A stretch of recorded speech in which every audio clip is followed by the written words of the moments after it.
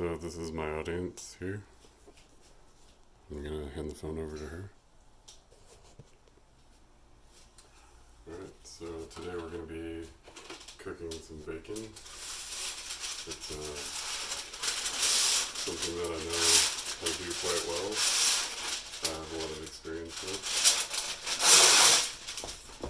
So first you're gonna start with a sheet of parchment paper, which you just cut to the length of your sheet pan, or cut it using the box. And then I like to go ahead and cut the extra on the side of it off.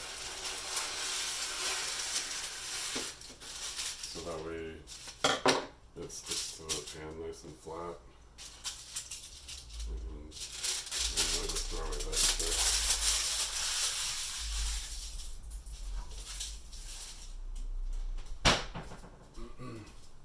And I went ahead and washed my hands beforehand, soap and hot water, so you always want to do that. And then we're starting today with just some thin sliced hickory smoked bacon.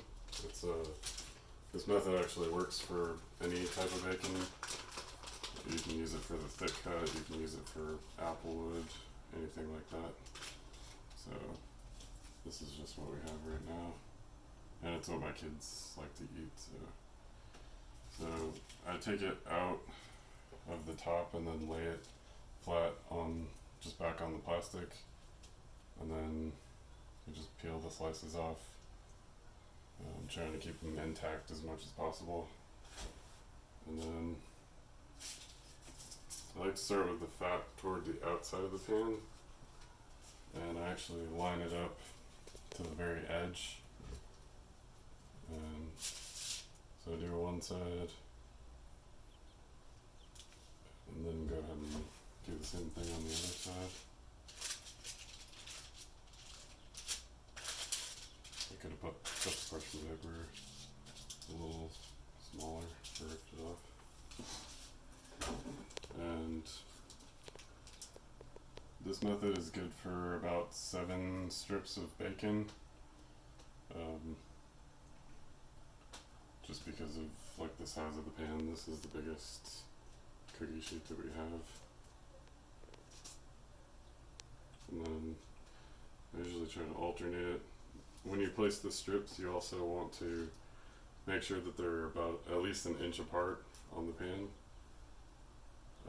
The reason for that is the steam releases when it cooks because of the moisture in the bacon. So if they're too close together, that steam will actually cook the sides of the other slices, and it'll render the fat like rubbery.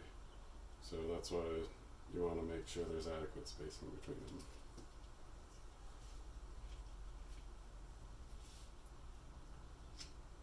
Go ahead and place the rest of these on here.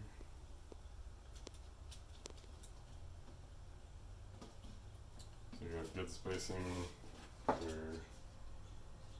They're all flat and pretty equal distance apart. And then I'm gonna take them over to the oven here. As you can see, the oven is not on. That's another thing, is you want to make sure not to preheat the oven before putting the bacon in. You want to put the bacon in the cold oven, well, room temperature, I guess. And then you start the preheating right now. And I like to set it for 325 degrees, and then just let it run through the preheating cycle. And then I check it at that point, and then you kind of just have to, I don't have a set time that I set it for, you kind of just have to look at the bacon, and then I've learned to see how much time I think it needs at that point. So I'll just go ahead and check it after it's done preheating. And yeah, wash my hands. You can probably stop it